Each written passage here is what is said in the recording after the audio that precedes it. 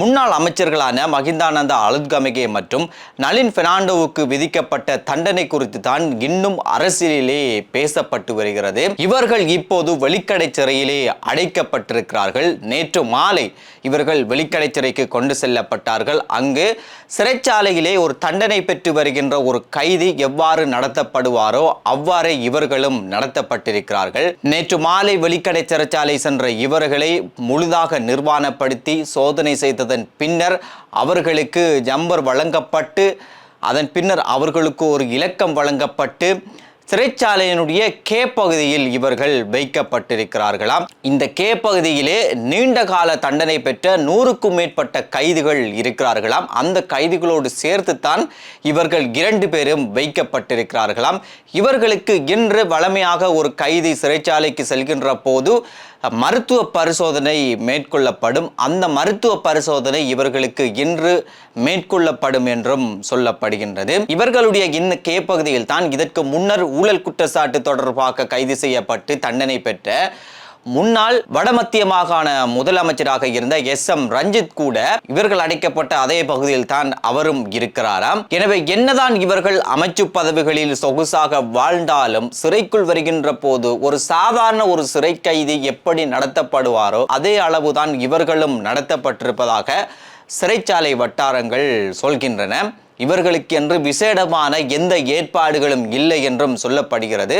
பொதுவாகவே இவ்வாறான தண்டனைகளில் செல்கின்றவர்களுக்கு அங்கு சிறைச்சாலையிலே செய்யக்கூடிய கடினமான பல வேலைகள் இருக்கிறது. அந்த வேலைகளை எல்லாம் இவர்களும் செய்வார்கள் என்றும் சிறைச்சாலையில் இருந்து வருகின்ற செய்திகள் சொல்கின்றன. பலரும் சொல்கின்ற ஒரு விடயம்தான் இவர்கள் எப்படித்தான் தண்டனை பெற்றாலும் இவர்கள் எப்படியாவது என்ன செய்தாவது வெளியிலே வந்து விடுவார்கள் என்று சொல்கிறார்கள். தண்டனை பெறுவர்கள் அந்த தண்டனைக்கு மேன்முறையீடு எப்படியுமே செய்வார்கள். ஆனால் இவ்வாறான ஒரு முன்னாள் அமைச்சர்கள் 2 பேர் இவ்வாறு தண்டனை பெற்று சிறைச்சாலைக்குள் செல்வது என்பது அது இலங்கை வரலாற்றிலே முதல் தடவை என்றும் பலரும் சுட்டிக்காட்டுகின்றனர். இவ்வாறான நிகழ்வுகள் என்பது வேறொரு அரசாங்கம் இருந்திருந்தால் இது நடந்திருக்காது என்றும் பலரும் சொல்லி வருகின்றனர். இதற்கிடையிலே இவர்கள் சிறைச்சாலைகள் சென்றதன் பின்னர் அங்கிருக்கின்ற சிறை கைதிகள் கூட இவர்களை பற்றி பேசியிருந்தார்களாம். அவர்கள் பேசுகின்ற போது இவற்றுக்கெல்லாம் மஹிந்த தான் பொறுப்பெடுக்க வேண்டும், மஹிந்தவினுடைய ஆசீர்வாதத்தில் தான் இவர்கள் இதையெல்லாம் செய்தார்கள் என்று பேசிக் கொண்டிருந்தார்களாம். இவர்களுக்கு கிடைத்த இந்த தண்டனையின் காரணமாக முன்னாள் பல எம்பிக்கள் பல அமைச்சர்கள் இப்போது பயத்திலே இருப்பதாக பல தகவல்கள் சொல்கின்றன. இதற்கு முன்னர் அரசாங்கத்தை கடுமையாக விமர்சித்த கடுமையாக தாக்கி பேசியிருந்த பல முன்னாள் எம்பிக்கள் முன்னாள் அமைச்சர்கள் கூட இப்போது அச்சத்திலே இருந்து வருவதாக சொல்கிறது. இவர்களில் ஒருவர் தான் இவர் தன்னை ஒரு நல்லவராக காட்டிக்கொள்கின்ற ஒருவர், இவர் பச்சை தண்ணியை கூட ஆற வைத்து குடிக்கின்ற ஒருவர். இவர் மாகாண சபைகளில் இருந்த போது இவர் செய்த ஊழல்களுடைய ஃபைல்கள் வெளிவந்திருக்கிறது என்று கூட தெரியாமல் இப்போது ஊடகங்களுக்கு முன்னால் பல பொய் வதந்திகளை சொல்லி வருகின்ற ஒருவராக இருக்கிறார். அவரும் வெகு விரைவிலே மாட்டிக்கொள்வார் என்றும் சொல்லப்படுகிறது. அதே சமயம் கடந்த கால அரசாங்கங்களில் இருந்த சுமார் 20 முன்னாள் அமைச்சர்கள் தொடர்பான விசாரணைகளும் இப்போது தீவிரப்படுத்தப்பட்டு வருவதாக சொல்லப்படுகிறது. அந்த விசாரணைகள் மிக தீவிரமாக நடந்து வருவதாகவும் பேசப்படுகிறது. ஆனால் இவர்கள் மீதான இந்த குற்றங்கள் என்பது 10-15 வருடங்கள் பழமையானது. இந்த குற்றங்களை கடந்த கால அரசாங்கங்கள் மறைத்திருந்தன. இப்போது அந்த குற்றங்களை வெளியில் எடுத்து அந்த விசாரணைகளை தீவிரமாக நடத்துமாறு ஆலோசனை வழங்கப்பட்டிருப்பதாக பேசப்படுகின்றது.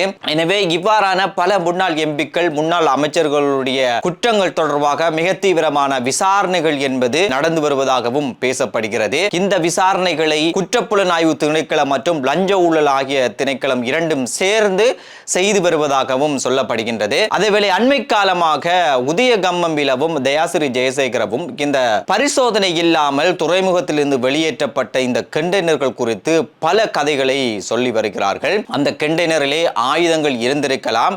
அந்த ஆயுதங்கள் இருந்ததன் காரணமாகத்தான் இப்போது பல துப்பாக்கி பிரயோகங்கள் பாதாள உலக குழுக்களுடைய நலமாட்டங்கள் என்பது அதிகரித்திருக்கிறது என்கின்ற கதையெல்லாம் அண்மை கால ஊடக சந்திப்புகளில் பேசி வந்திருக்கிறார்கள். இவற்றுக்கு எதிராக இவர்கள் 2 பேருக்கும் எதிராக நடவடிக்கை எடுக்க வேண்டும் என்று நேற்று சிஐடியிலே ஒரு முறைப்பாடும் செய்யப்பட்டிருக்கிறது. ஏற்கனவே இந்த கண்டெய்னர் என்பது மேல் மாகாண ஆளுநர் ஹனீஃப் யூசுப்புக்கு சொந்தமான கண்டெய்னர் என்ற ஒரு பொய்க்குற்றச்சாட்டு பரவி இருந்தது. அதற்கு எதிராக மேல் மாகாண ஆளுநர் சிஐடியிலே முறைப்பாடு செய்திருந்தார். சிஐடி அதனை விசாரித்தது. சுங்க திணைக்களமும் அவருக்கு சொந்தமான எந்த கண்டெய்னரும் இல்லை என்ற ஒரு தகவலையும் வெளியிட்டிருந்தது.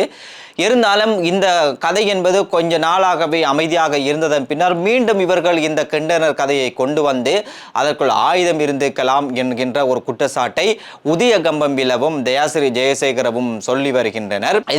இது தொடர்பிலான விசாரணைகள் என்பது முன்னெடுக்கப்படும் என்றும் பேசப்படுகிறது. இதற்கிடையிலே மஹிந்த ராஜபக்சவை சந்திப்பதற்காக வேண்டி மொட்டு கட்சியினுடைய பிரதிநிதிகள் குழு ஒன்று மஹிந்தவினுடைய வீட்டுக்கு சென்றிருந்தார்களாம். அங்கு அவர்கள் மஹிந்தவிடம் கேட்டுக்கொண்ட ஒரு விடயம் தானாம், அரசாங்கத்துக்கு எதிராக நாங்கள் தாக்கி பேச வேண்டும், அந்த பிரச்சாரத்தை நாங்கள் ஆரம்பிக்க வேண்டும் என்று மஹிந்தவிடம் இவர்கள் கேட்டுக்கொண்டாராம்.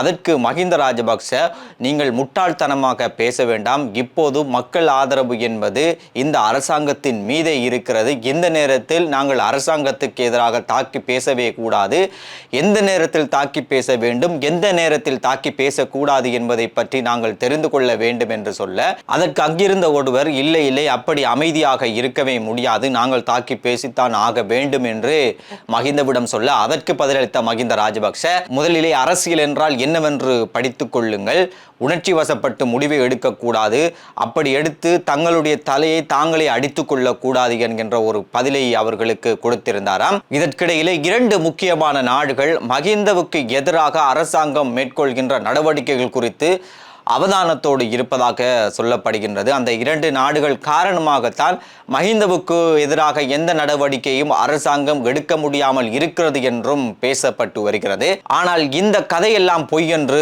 அரசாங்க தரப்பிலிருந்தும் சொல்லப்படுகின்றது. எனவே இதுதான் இன்றைய அரசியலுக்கு பின்னால் நடந்த விடயங்களாக இருக்கிறது. மீண்டும் நாளை சந்திப்போம்.